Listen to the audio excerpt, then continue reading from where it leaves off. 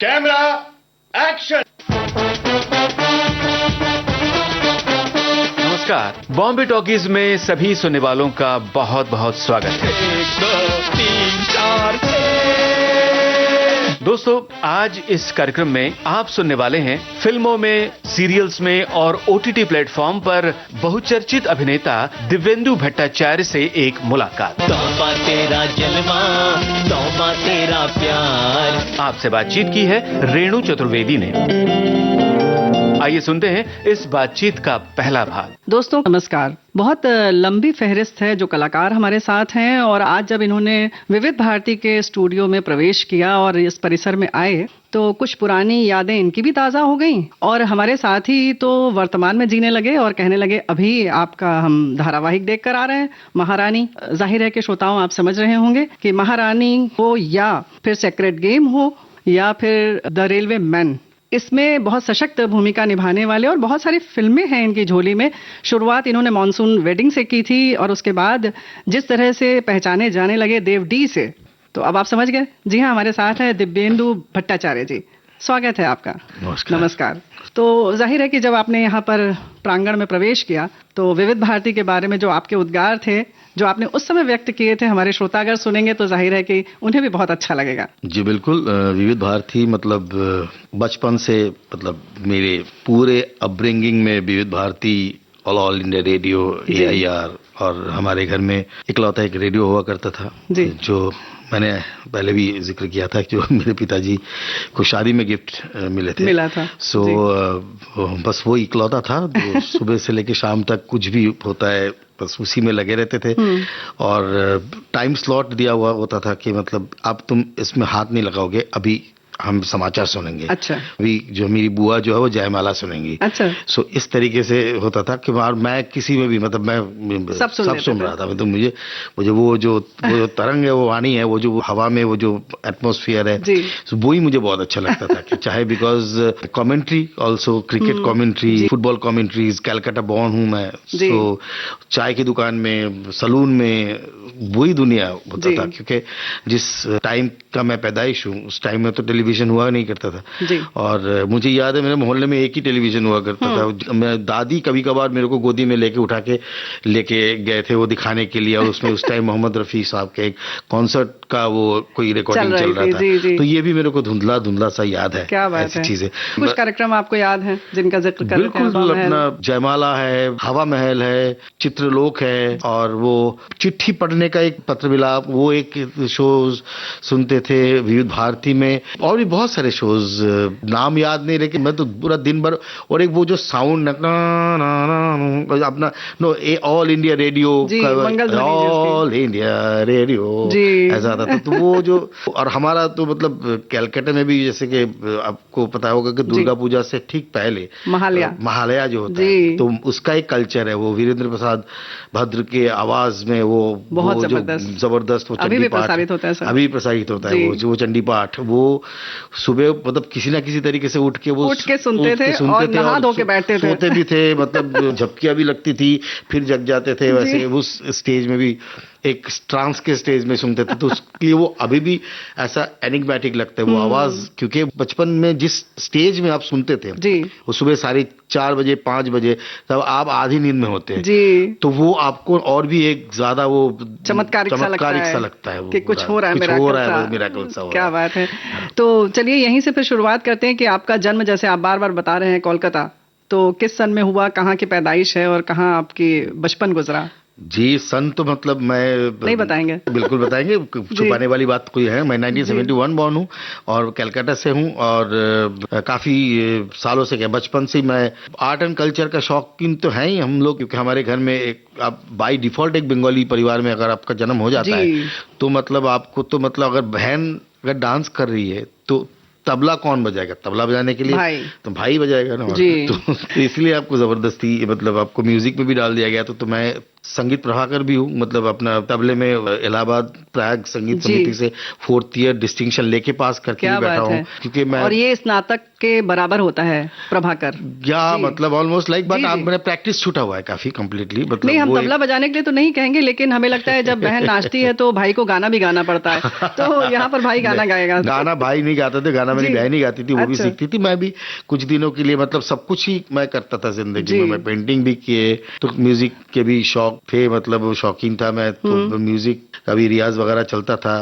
मास song जो gun संगीत बोलते हैं, गन संगीत का ग्रुप भी था मेरा, तो वहाँ भी जब मैं 12th स्टैंडर्ड में था, फर्स्ट ईयर ऑफ बीकॉम, उस टाइम हम पथनाटिका भी करते थे, ऐसे सॉन्ग, मास सॉन्ग भी करते थे। तो ये सारी चीजें कल्चर के पार्ट ही थे। दिव्येंदु जी, जब भाई के गाने की बात हम इसलिए कर रहे थे कि आप जो गीत आप गुनगुना देंगे वो हम सुनवा देंगे, तो कौन सा गीत आपको इस समय याद आ रहा है? शुरुआत इस गीत से करते हैं। देखिए, मतलब मैं तो बहुत ज्यादा भक्त हूँ म्यूजिक का, और खास करके हिंदुस्तानी हमारे फिल्मों के जो गाने हैं उसका तो मैं दीवाना हूँ। हाँ, एक गाना है जो मैं बहुत गुनगुनाता हूँ, मुझे बहुत अच्छा लगता है, वो अंगूर फिल्म का गाना है। रोज रोज डाली डाली क्या लिख जाए, भंवरा बावरा बावरा।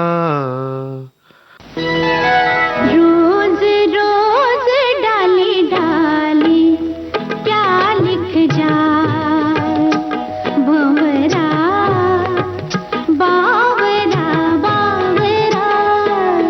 रोज रोज डाली डाली क्या लिख जाए, भंवरा बावरा। कलियों के नाम कोई लिखे पैगाम, कोई कलियों के नाम कोई लिखे पैगाम, कोई बावरा बावरा बावरा। रोज रोज डाली डाली क्या लिख जाए, भंवरा बावरा बावरा।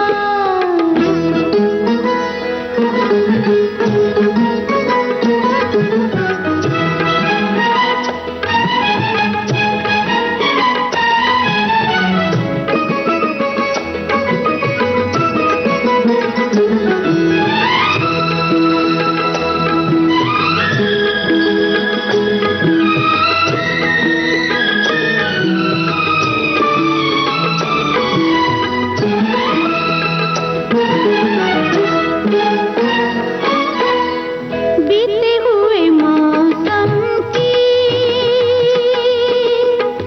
कोई निशानी होगी, पम पम मग मग गर गर निरे निमा गरे पा। बीते हुए मौसम की कोई निशानी होगी, दर्द पुराना कोई याद पुरानी होगी, दर्द पुराना कोई याद पुरानी होगी, कोई तो दास्तां होगी ना। रोज रोज डाली डाली क्या लिख जाए, भंवरा बावरा बावरा।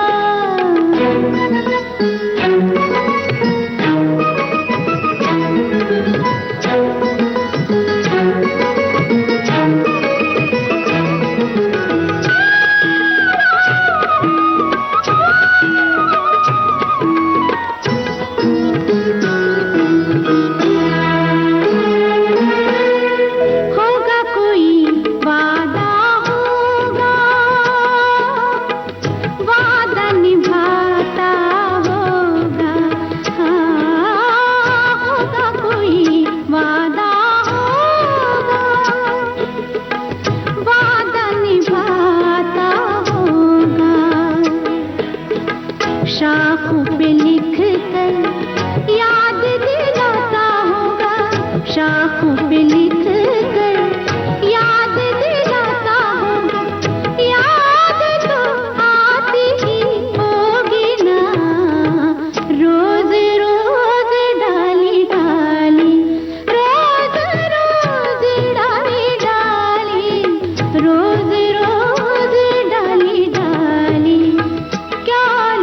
जाए बावरा बावरा बावरा। दोस्तों हमारे साथ हैं दिव्येंदु भट्टाचार्य जी, और जैसा कि हमने बताया आपको, और आपने तो देखा ही है, और भी किन किन फिल्मों का नाम लिया जाए, बेहतर है कि हम उन्हीं से पूछ लेते हैं। तो फिर जब आपने बताया कि कोलकाता में आपकी परवरिश हुई, तो कब तक वहां रहे और कैसे फिर आप इधर मुखातिब हुए? मैं कलकत्ता में ऑफ कोर्स ग्रेजुएशन तक कलकत्ता में ही रहा और कलकत्ता में थिएटर करता रहा लगातार। मेरे काफ़ी ग्रुप्स थे जिस ग्रुप में मैं काम करता था। मेरे खुद का एक ग्रुप था जिस ग्रुप में मैं डायरेक्शन देता था और एक्टिंग भी करता था। अच्छा। कलकत्ता में बंगाल बेहाला करके एक एरिया है, अंचल है, जिसमें एपिक थिएटर कलकत्ता नाम से मैं चलाता था। कौन सा अंचल?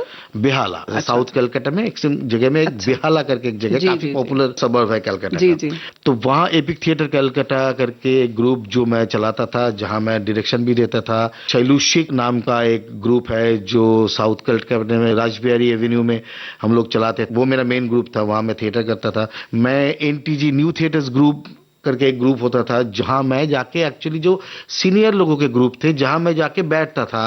अच्छा। हर रोज रिहर्सल देखता था, प्रॉक्सी दे देता था, कभी कभार किसी के लिए चाय लाना हो तो चाय लेके आ जाता था। एक जगह में जहां मैं प्रयोग कर रहा था जी। एक जगह थी जहां मैं खुद अभिनय भी कर रहा था और साथ में बहुत सारी चीजें चला रहा था, और एक जगह जहां मैं मेंटरिंग के लिए जाता था जहां मुझे सीखने को कुछ मिले। तो ऐसा चल रहा था। बराबर ये होता है कि ऐसा एक बच्चा वहां रहता है जो ये सब काम करता है, चाय पानी पहुंचाता है, लेकिन सीखता रहता है। तो ये कैसे सीखता रहता है, ये थोड़ा सा बताइए ना। ये बिल्कुल देखते देखते मतलब ये ऑफ कोर्स आप एक अभिनेता है या फिर कोई कलाकार है, आपकी जो पांचों इंद्रिय है ये तो हमेशा खुली रहनी चाहिए, क्योंकि आपको दैनंदिन जिंदगी के साथ, जीवन के साथ अगर आपका कनेक्शन, आपका जुड़ा हुआ नहीं रहेंगे, आप कोई भी चीज नहीं सीख पाएंगे, बिकॉज सारी चीजें आपके फिर ऊपर से निकल जाएंगी। या फिर आप अगर उस टाइम मतलब जिसको हम कहते हैं कि माइंड एंड बॉडी सिंक्रोनाइजेशन, मतलब आप जहां है वहीं रहिए, कि बैगेज को जितना हो सके हटा के रहिए। बहुत मुश्किल है क्योंकि इंसान का पास्ट एक बहुत बड़ी चीज है जो हावी हो जाता है आपके अंदर, लेकिन उसके बावजूद भी अगर आप उस चीज से थोड़ा सा अपने आप को अलग रखते हैं तो फिर आप सीख ज्यादा पाते हैं और वैसे ही सफलता फिर मिलती है। जी जी, मतलब I don't know what is the success means. मैं सक्सेस के लिए भागता नहीं और सक्सेस की मुझे ऐसी चाहत नहीं है। मेरी चाहत है कि कनेक्शन जो मैं करता हूँ वो कम्युनिकेट हो रहा है कि नहीं, और कनेक्शन है कि नहीं, लोगों का प्यार हो रहा है कि नहीं, बिकॉज मैं अपना काम कर रहा हूँ, वक्त अपना काम कर रहा है जी। कोई ऐसी कुछ है नहीं कि जो मैं सक्सेस के लिए कुछ कर रहा हूँ, नहीं कर रहा हूँ, बिकॉज ये सारी चीजें मुझे लगता है खुशी के लिए कर रहे हैं। ये सारी चीजें बाई प्रोडक्ट है। Validation is the main thing, recognition is the main thing. अगर आप अच्छा काम कर पा रहे तो वही आपको आगे लेके जा रहा है। जी सही बात है। चलिए आगे जाने की जब बात हो रही है तो फिर हम निकलते हैं कोलकाता से। ग्रेजुएशन के बाद कैसे निकले? इप्टा के साथ मैंने काम करना शुरू कर दिया था। आईपीटी आपको मालूम होगा, इंडियन पीपल्स थिएटर एसोसिएशन। तो इप्टा के द्वारा मुझे बेस्ट एक्टर का अवार्ड मिल गया था इन 1993। अच्छा। हाँ, एक बहुत बड़ा वैलिडेशन था मेरे लाइफ के लिए। तो एक्चुअली मैं जानने लग गया था कि मैं शायद ये कर सकता हूँ और शायद I belong to this platform, this stage.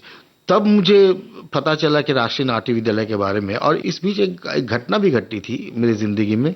मैं फर्स्ट ईयर बीकॉम के स्टूडेंट था और हबीब साहब का रेट्रोस्पेक्टिव हुआ था।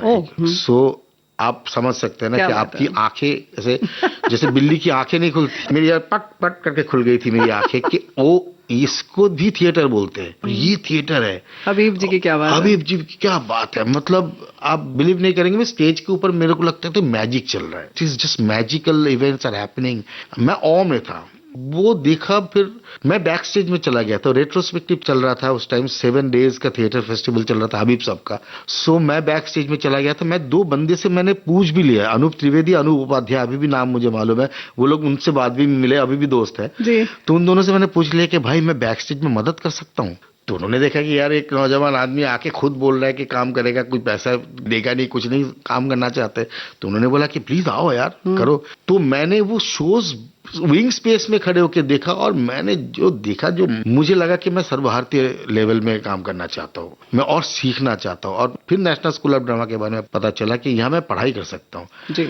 तो फिर मैं एनएसडी में दाखिला लिया और 1994 में, एंड जिंदगी में सबसे पहली बार मुझे पढ़ाई में इंटरेस्ट आया। जो बच्चा किताबों से भागता था, नेशनल स्कूल ऑफ ड्रामा मुझे लाइब्रेरी में खींच के लेके गया। और मैं, सबको पता है, लाइब्रेरियन को पता है कि मैं मतलब दिन भर, मतलब 24 घंटे में अगर जब भी मेरे पास टाइम होता तो मैं लाइब्रेरी में बिताता। अच्छा।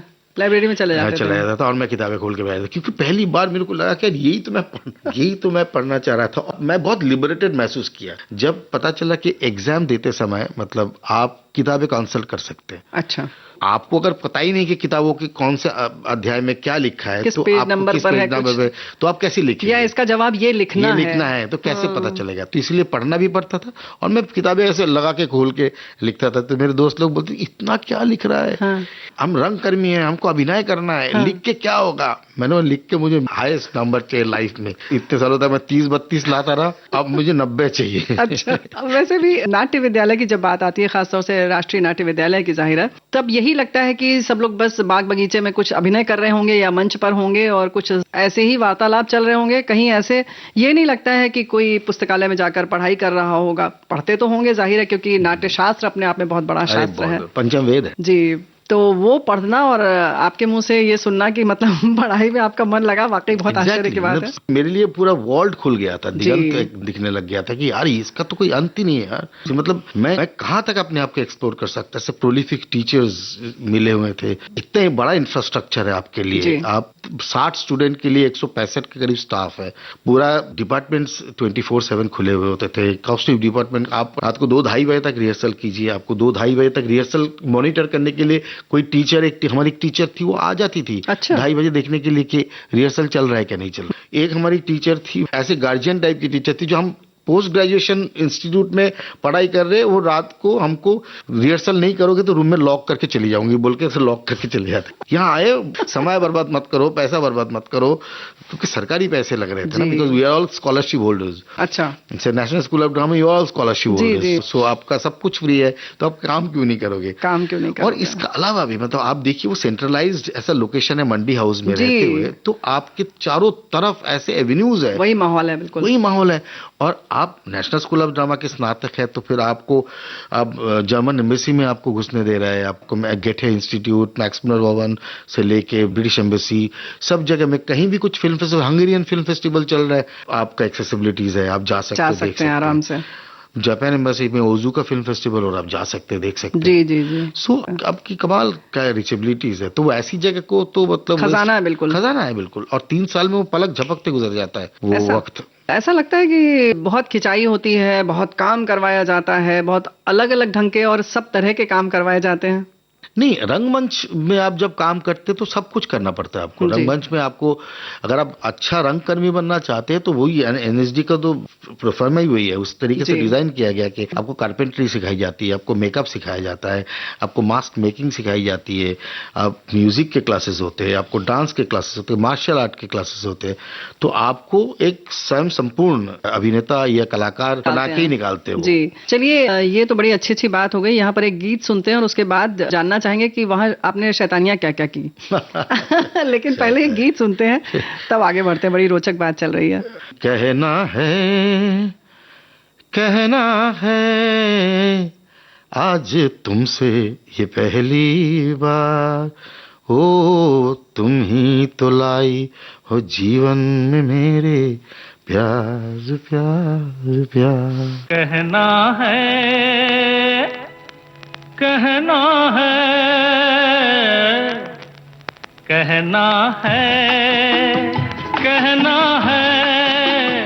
आज तुमसे ये पहली बार, ओ तुम ही तो लाई हो जीवन में मेरे प्यार प्यार प्यार। कहना है आज तुमसे ये पहली बार, ओ तुम ही तो लाई हो जीवन में मेरे प्यार प्यार प्यार।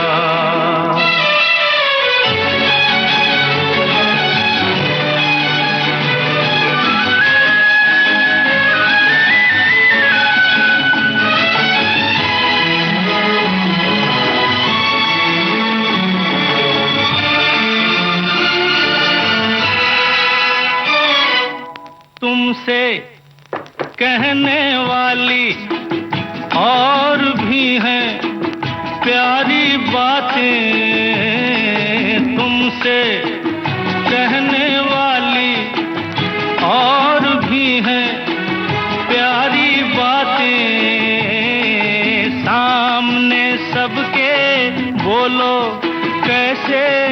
कह दूं सारी बातें आज, मगर बस एक नहीं करना है इकरार। तुम ही तो लाई हो जीवन में मेरे प्यार प्यार प्यार।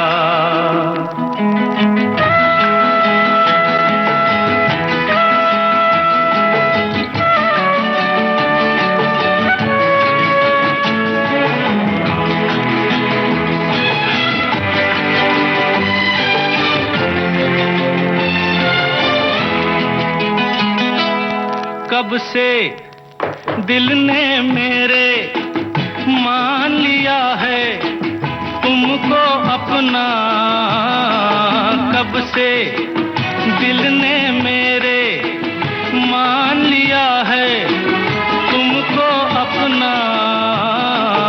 आंखें मेरी देख रही हैं जागते सोते ये सपना, मेरे गले में डाल रही हो तुम बाहों का हार। तुम ही तो लाई हो जीवन में मेरे प्यार प्यार प्यार। कहना है आज तुमसे ये पहली बार हो।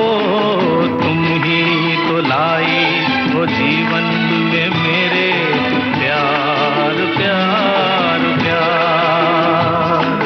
तुम ही तो लाई हो जीवन में मेरे प्यार प्यार प्यार। दोस्तों, बात चल रही थी राष्ट्रीय नाट्य विद्यालय की और दिव्येंदु जी बड़ी अच्छी अच्छी बातें बता रहे थे और बड़ी मतलब इन्होंने बहुत पढ़ाई की, ऐसा कुछ बताया। जैसे आप अगर ऐसे इंसिडेंट सुनना चाहते हैं तो पढ़ाई के साथ साथ मैंने क्या क्या किया जी, वहाँ। जरूर। लाइब्रेरी में टाइम तो गुजारता ही था जी। लेकिन ये भी एक कारण था, लाइब्रेरी में एसी बहुत स्ट्रांग थे। अच्छा। तो एसी चलता था और अपना दिल्ली के गर्मी में, मई जून के गर्मी में आप समझ सकते हैं ना, तो आप कहाँ जाएंगे, इधर उधर कहाँ भटकेंगे। लाइब्रेरी में आप चले जाते थे, किताब पढ़ रहे हैं। कभी कभार ये भी पता चलता था अरे दिव्येंदु कहाँ है, लंच के बाद क्लास में नहीं आया, वो कहाँ है, वो लाइब्रेरी में मिलेगा। कोई बोल रहा है कि लाइब्रेरी में क्या, लाइब्रेरी में पढ़ रहा है क्या, अभी पढ़ नहीं रहा, बिल्कुल लास्ट रो में सो रहा है। दृश्य समझ में आ गया कि कहीं ना कहीं सो रहे होंगे। खाना खाने के बाद बहुत अच्छी नींद आती है। अरे बहुत अच्छी, ऊपर से गर्मी जी। ऊपर से सुबह आपकी क्लासेस चालू हो जाते थे 8 बजे से। अच्छा। 8 से 9, 9 से 10 ब्रेकफास्ट। लेकिन हमारा बैच ऐसा बैच था, हमने ना हमारे कुछ स्टूडेंट्स बहुत ओवर एंथुजियास्ट स्टूडेंट्स थे। अच्छा। तो उन्होंने एक और क्लासेस प्री ऐड कर लिए थे, तो 7 से 8, 8 से 9 अरे बाबा। हम लगातार 2 मूवमेंट के क्लास करते थे, इतने थक जाते थे। रात में पता नहीं कब सोए, 2:30 बजे 3 बजे। उसके बाद ब्रेकफास्ट करते थे। ब्रेकफास्ट करने के बाद फिर हमारा थियरी क्लास होते थे। लंच के बाद जब आप में और जान ही नहीं है, आपको बॉडी कह रहा है कि सो जा बेटा, आधा घंटा ले ले, एक नैप ले ले, तो मैं पीछे सो रहा हूँ। तो ये सारी चीजें भी चलती थी। गाना बजाना कैसा और माहौल रहता है, कैसा गुजारा आपने? बहुत बढ़िया, because national school of drama है, थिएटर का इंस्टीट्यूट है, हम म्यूजिकल प्लेज करते हैं, हम दिन भर चिल्ला चिल्ला के गाना गाते थे। क्योंकि ये सारी चीजें एक्चुअली आपके जो डायाफ्राम खोलने का भी एक प्रोसेस होता है कि जब आप थिएटर की एक्सरसाइज करते तो आप चिल्लाते, पागलों की तरह चिल्लाते। हम लोग ऐसे एक्सरसाइज करते थे कि हम लोग एनएसडी के कैंपस में खड़े होके, बहुत दूर एक बिल्डिंग, बहुत लंबी बिल्डिंग थी जी, तो उस बिल्डिंग की तरफ चिल्ला के हम लोग एक दूसरे से कहते थे कि कितनी जोर से कोई चिल्ला सकता है। अच्छा। ऐसे चिल्लाओ कि उस बिल्डिंग की बैल्कनी में कोई दिख जाए, जब तक वो कोई ना दिखे तब तक चुप नहीं होना, चिल्लाते रहो, चुप नहीं होना। तो क्या चिल्लाते थे? गला फाड़ के चिल्लाते थे, जो कि बिल्कुल जंगली, मतलब जी। लेकिन एक बात तो है कि जैसे कि किसी भी कॉलेज में हो तो एक एंथम टाइप का बन जाता है कि वो गाना हर वक्त गाया जाता है, तो कुछ ऐसा भी था आप लोगों का? एनएसडी में था कि हम सब हाथ पकड़ के, कोई कभी भी बैठे तो कोई भी गाना वाना चल रहा तो आखिर में, किसी भी पार्टी के आखिर में जब सारे एनएसडीएन बैठे हैं, या आज के तारीख में भी कुछ अगर 10-12 एनएसडीएन अगर कभी हम दिल्ली में मिल जाए, मुंबई में मिल जाए, कहीं भी मिल जाए, तो ये गाना तो जरूर होगा कि ये रातें, ये मौसम, नदी का किनारा, ये चंचल हवा। ये रातें, ये मौसम, नदी का किनारा, ये चंचल हवा।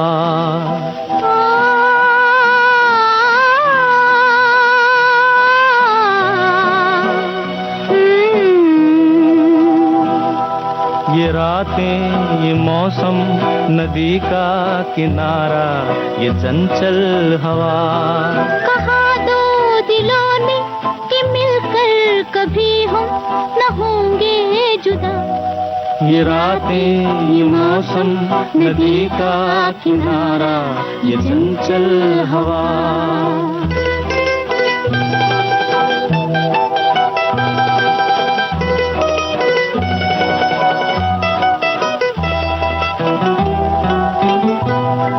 ये क्या बात है आज की चांदनी में,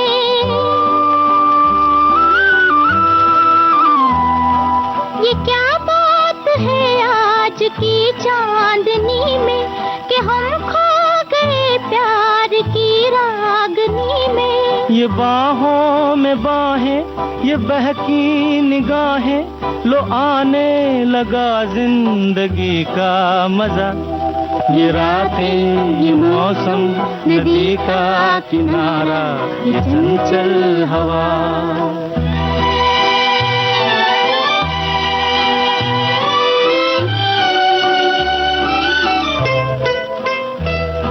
सितारों की महफिल ने करके इशारा,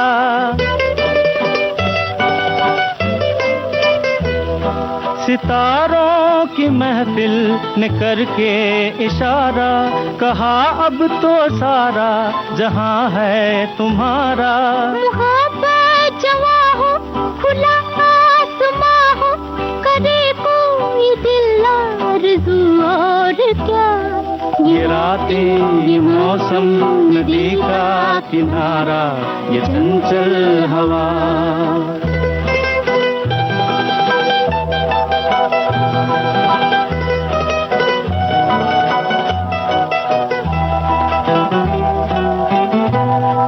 कसम है तुम्हें तुम अगर मुझसे रूठे,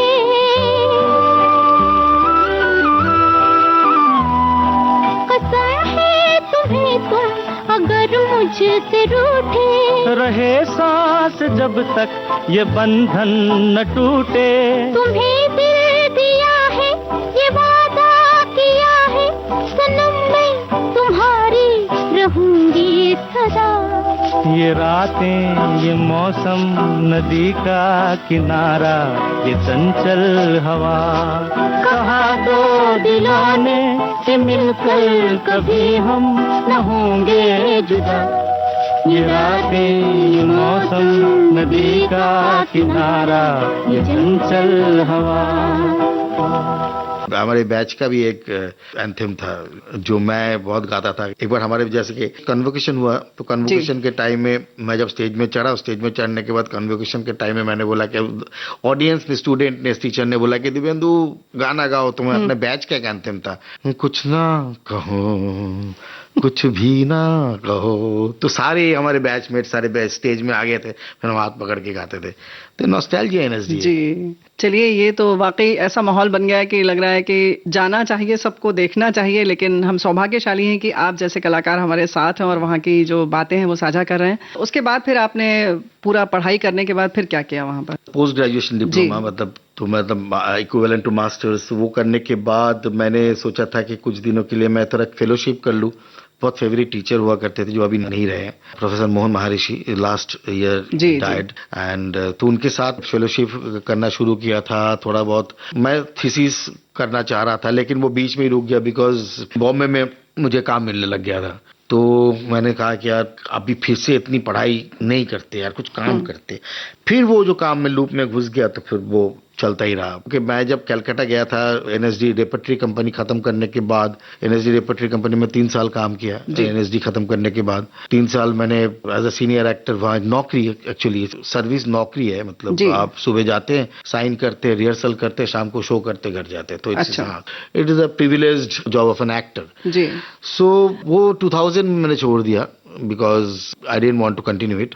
कलकत्ता गया था, मैं सोचा था कि कलकत्ता में जाके देखता हूँ कि मतलब हाउ इट, फिर मैं जैसे मैंने कहा था कि मेरा half of the friend circle, मेरे सीनियर्स सारे लोग मुंबई में हैं। I suddenly realise that I know Calcutta, I know Mumbai are right now better than Calcutta ji, because मैंने 6 साल जो कलकत्ता छोड़े हुए थे, तो मेरे साथी लोग जो थे वो आज कोई डॉक्टर है, कोई बैंगलोर शिफ्ट कर गया, कोई जी, डिस्पर्स्ड हो चुके। बॉम्बे मुझे ज्यादा नजदीक लगा जी, जी। और जान पहचान भी, क्योंकि एक हमारे में कहावत है नेशनल स्कूल ऑफ ड्रामा में कि आप एसएसडी से निकले और मुंबई शहर में है ना, तो आप 365 दिन आप लंच तो कहीं ना कहीं कर रही लोगे, तो आप किसी ना किसी सीनियर को जाके बोल रहे हैं कि यार खाना खिला दे, तो आपको खाना खिला दे, बस यही चाहिए, यही चाहिए आपको। इतना कनेक्शन है अगर आपके साथ अगर हो किसी के साथ, तो आप क्या प्रेफर करोगे? पूरा एक कुनबा बन जाता है, पूरा कुनबा बन जाता है, आप उधर ही जाना चाहोगे। तो इसलिए फिर मैं जब कलकत्ता से दिल्ली आके शिफ्ट करने लगा था, तो मुझे मानसून वेडिंग मिल गई थी। जी, मानसून वेडिंग पर बात करेंगे, लेकिन परिवार में क्या रिएक्शन था कि my family was always very supportive. अच्छा,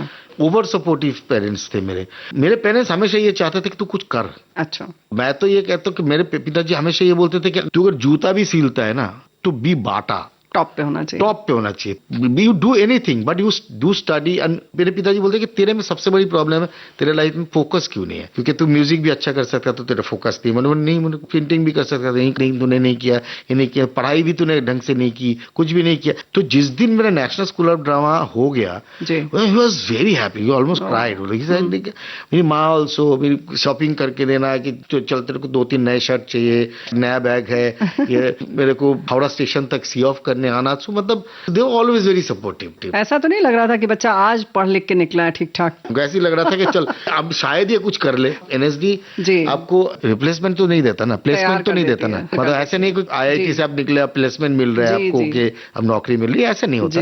बिल्कुल। बट एनएसडी आपको साथ रखते जरूर है, तैयार कर देता, साथ भी रखते। मतलब अगर आप जाके आगे जाके कोई वर्कशॉप करना चाहते तो एनएसडी के साथ जुड़ सकते हैं। जैसे कि मैंने रेपर्टरी के साथ जुड़ा हुआ था, फिर टीआई कंपनी है उनका, थिएटर इन एजुकेशन कंपनी है, वहां जुड़ सकते हैं। अच्छा, रेपर्टरी के बारे में एक बार और जानकारी चाहिए थी कि जैसे ही आपने बताया कि रिहर्सल करते थे, शोज होते थे, तो उसकी तैयारी और राइटर वगैरह कौन होता था, मतलब किस तरह आते थे? मतलब बहुत बाहर से लोग करते हैं? नहीं, बाहर से भी करते हैं, बाहर से डायरेक्टर आते हैं, एनएसडी के भी लोग करते हैं। अच्छा। राइटर कोई भी हो सकता है, कोई अच्छा नाटक हो वो लिटरेचर से भी हो सकता है, वो धनवी भारती भी हो सकता है, और दिव्येंदु भट्टाचार्य भी हो सकता है। किसी का भी राइटिंग लेके काम किया जा सकता है, खुला आकाश है, इसमें ओपन फोरम है। बट एक स्ट्रक्चर भी तो है, because it's under ministry of HRD. So एक स्ट्रक्चर तो है, because all part of it serving and we all salaried.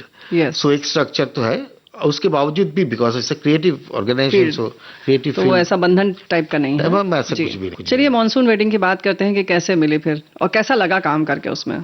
Ji, monsoon wedding पहली बार मेरे लिए एक सिनेमा है, फिल्म है। और जब मैं दिल्ली आया था तो मुझे लगा कि मैं जा रहा हूँ, अब उस टाइम फोन होते नहीं थे, लैंडलाइन होता था। दिल्ली का लैंडलाइन लोगों ने फोन किया, मैं उन्हें उठाया नहीं क्योंकि मैं था ही नहीं। तो national school of drama reception में प्रिसिल्ला मैडम एक होती थी, तो उन्होंने कहा कि वेडनेसडे में बहुत एक मजेदार चीज है कि कोई भी आए तो एक चीट छोड़ के चले जाते थे और मैडम उसको संभाल के रख देती थी। अच्छा, हाँ, ये दिव्येंदु के लिए। अच्छा, तो ऐसे मेरे को एक दिन जाते हुए देखा, दिव्येंदु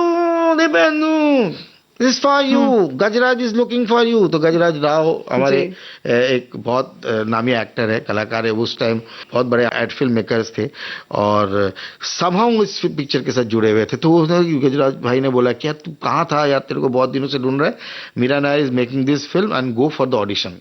तो मैं ऑडिशन में गया, मेरा हो गया। तो मैं उस फिल्म खत्म करने के बाद I shifted my base to Bombay. But बड़ा मजा आया। ऑफ कोर्स नसीर सर के साथ मैंने क्लास किया कुछ दिनों पहले, क्योंकि he was my teacher in final years of National school of Drama. उनके साथ काम करना, fresh actors, Saif Ali Shah outstanding actor, Rajat Kapoor, Mira Nair herself as a fantastic director, and all together related it's like पूरा थिएट्रिकल का कुनवा था वो। जी बिल्कुल। तो बड़ा मजा आता था। इट्स ऑलमोस्ट लाइक एक्चुअली लग रहा था कि यार 15-20 दिन की शादी चल रही है। तो एक गीत यहाँ पे सुने।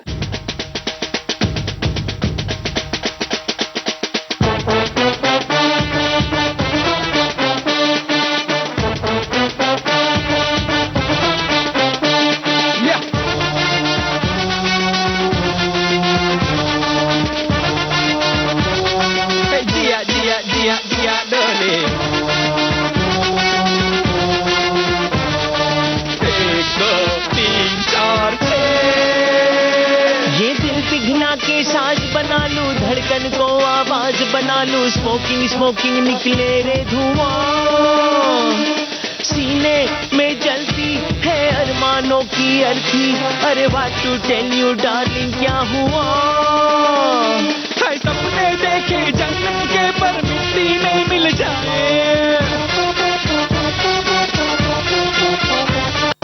भूखे रे घर बार की दुनिया को बोले गुड बाय, चढ़ जाए हाय अल्लाह जिसको भी ये बुखार, तौबा तेरा जलवा तौबा तेरा प्यार, तेरा इमोशनल अत्याचार,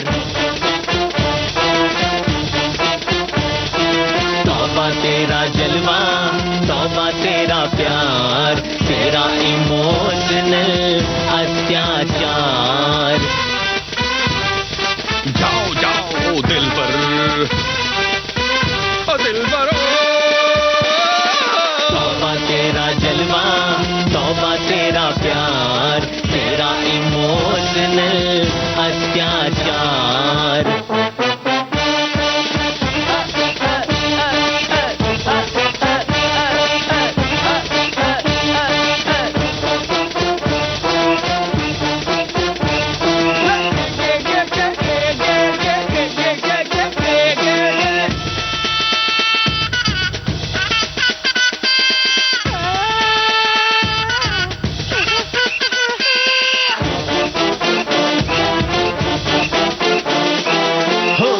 के पार ट्रेजिडी ट्रेजिडी, लुट गई रे बाहर गुल सूख सूख मुरझाए, हो गई दिल के पार ट्रेजिडी ट्रेजिडी, लुट गई रे बाहर गुल सूख सूख मुरझाए, बोल बोल व्हाई डिड यू डिच मी, जिंदगी भी ले ले यार किल मी, बोल बोल व्हाई डिड यू डिच मी होर, बोल बोल व्हाई डिड यू डिच मी, जिंदगी भी ले ले यार किल मी, जाओ बिया जाओ बिया जाओ बिया, तौबा तेरा जलवा तौबा तेरा प्यार, तेरा इमोशनल अत्याचार, तौबा तेरा जलवा तौबा तेरा प्यार, तेरा इमोशनल अत्याचार, जाओ जाओ दिल पर, ओ दिल पर,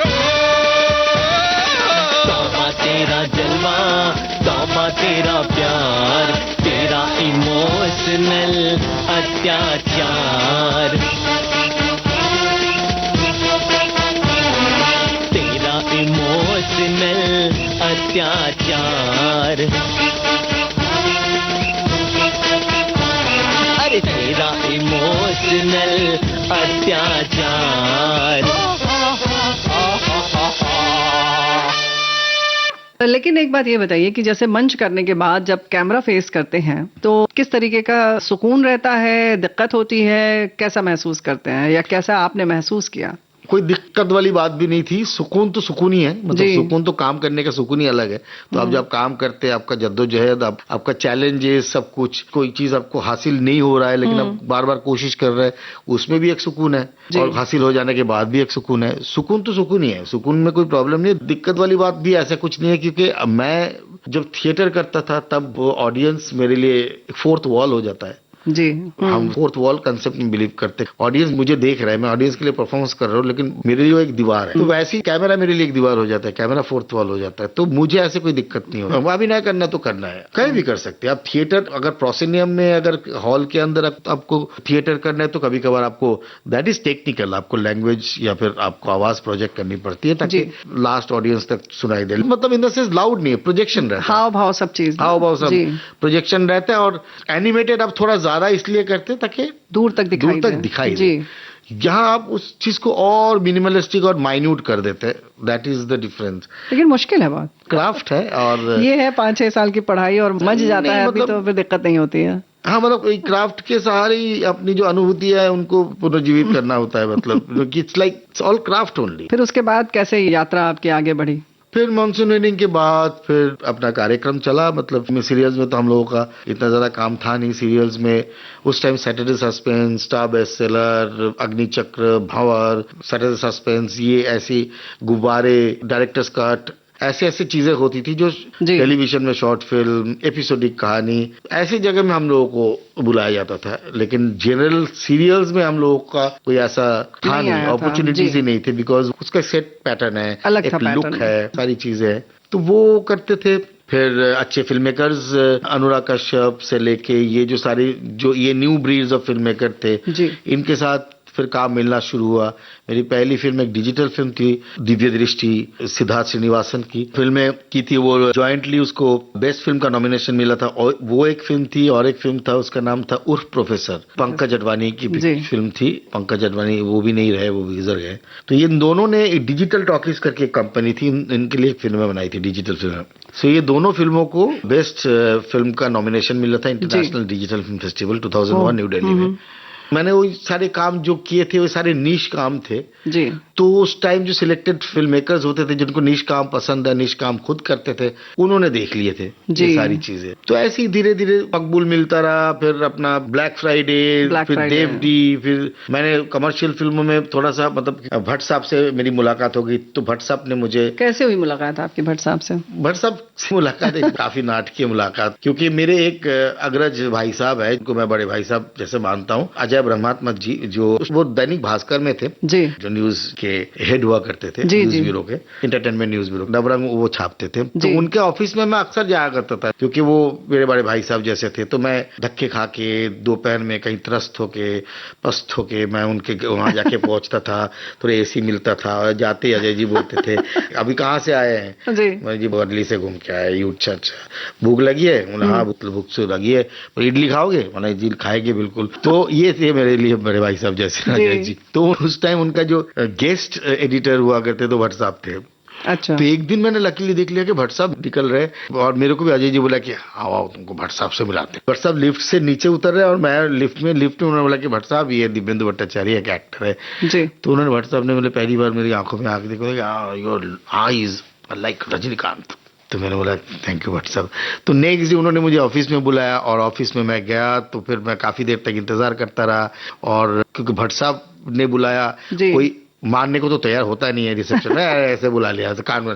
हर कोई आके बोलता कि भट्ट साहब ने बुलाया जी। फिर तो मैं बोला कि यार मैं कैसे यकीन दिलाऊं कि भट्ट साहब ने बुलाया। ना तो कोई फोन में मैसेज आया, तो ना तो कोई पेजर में पेजिंग है, कुछ नहीं, कुछ तो प्रमाण ही नहीं है। मैं बैठा रहा, तो अचानक देखा कि भट्ट साहब एक सीढ़ी से निकल के दूसरी सीढ़ी में की तरफ जा रहे थे। तो मैंने पकड़ लिया कि भट्ट साहब। तो बोला ओह यू कम लेके गए। एक रूम में अपना विक्रम भट्ट बैठे हुए थे, तो उनसे मिलाया कि दिव्येंदु। उसी दिन विक्रम भट्ट की एक फिल्म भी शुरू हो रही थी उस टाइम, उसका नाम है एतवार, जो जॉन अब्राहम की पहली फिल्म थी। तो मुझे उस टाइम उन्होंने बोला कि यार so cast him in this film. अच्छा। हाँ, तो वैसी कास्टिंग हो गई थी। क्या बात। एक्चुअली एक जमाना था जिस जमाने में डायरेक्टर्स के साथ डायरेक्ट मिल लेते थे, रूबरू हो पाते थे, और बिना स्क्रीन टेस्ट, बिना ऑडिशन, हाँ, बिना स्क्रीन टेस्ट, काम मिल जाता था। वो पुराना जमाना था, पुराना स्ट्रक्चर था। तो चलिए, यहाँ पर जब बात चल रही है कि अब कास्टिंग की जब बात आती है तो बहुत बदलाव आ गए हैं, इस पर चर्चा करेंगे। उससे पहले गीत हो जाए। हाँ, हो जाए। एरी पवन ढूंढे जिसे तेरा मन, चलते चलते।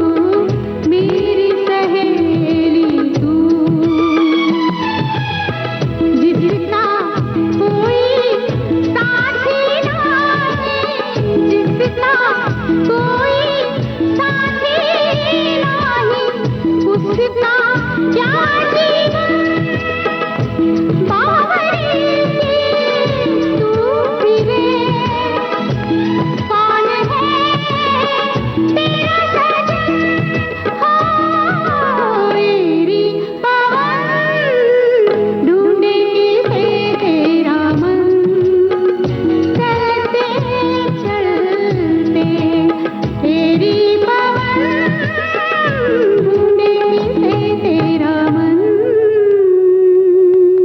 दोस्तों, बहुत अच्छी बातचीत चल रही है। हमारे साथ हैं अभिनय के दिग्गज कलाकार जिन्होंने अपनी अभिनय क्षमता से हम सबको चकाचौंध कर दिया है और जिस किरदार में आते हैं बिल्कुल उसमें उतर जाते हैं, उस किरदार को पी लेते हैं, कहना चाहिए ओढ़ लेते हैं। और बहुत सारे इनके धारावाहिक हम आजकल भी देख रहे हैं और द रेलवे मैन है और भी बहुत सारे हैं, आपने बराबर इनको देखा होगा।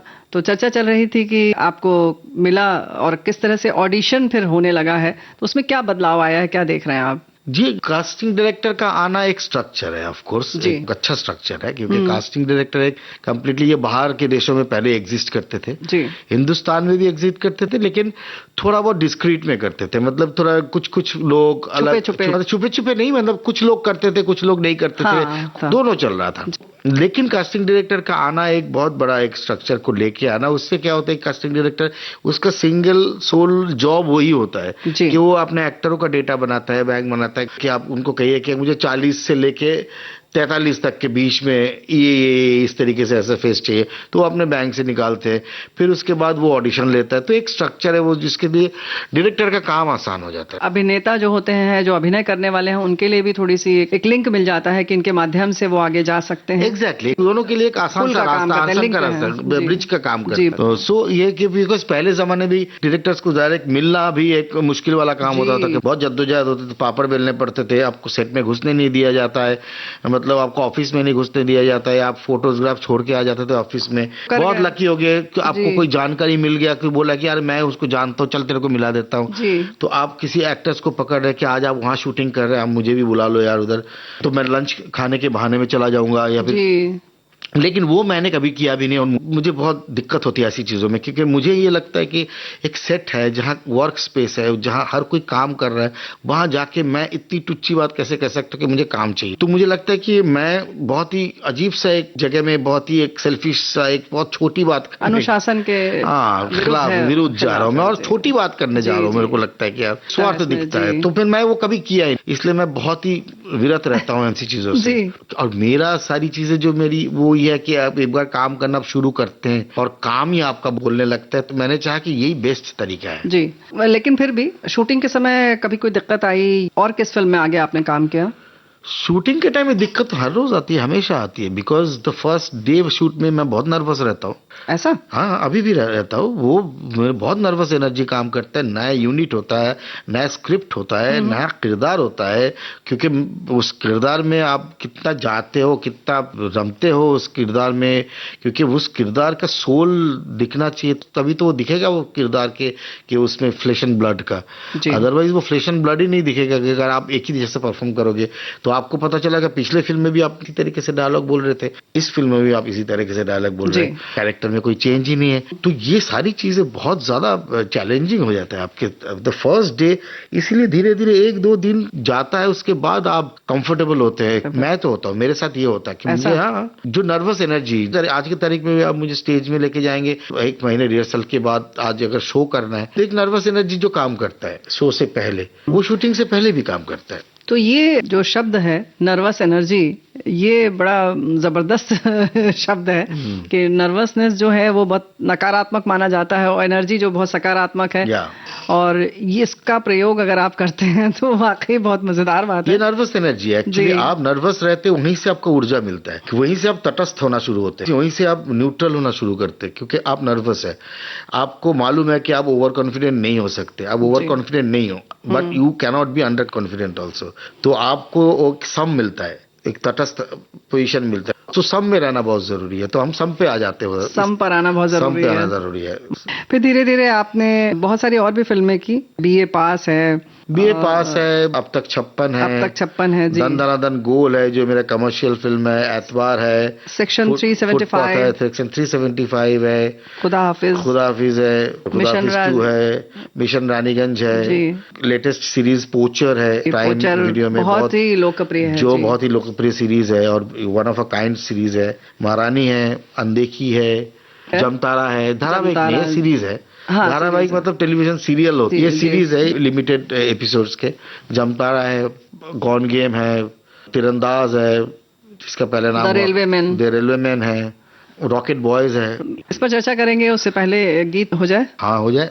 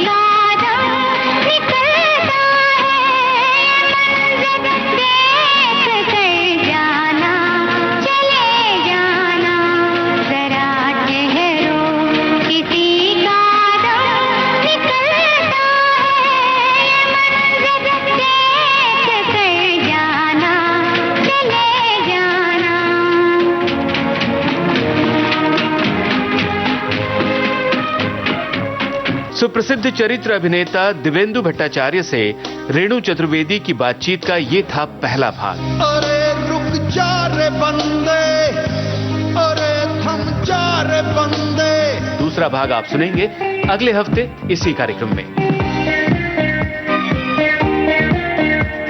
रिकॉर्डिंग इंजीनियर भावना सिंदल, प्रस्तुतकर्ता जुबैर खान।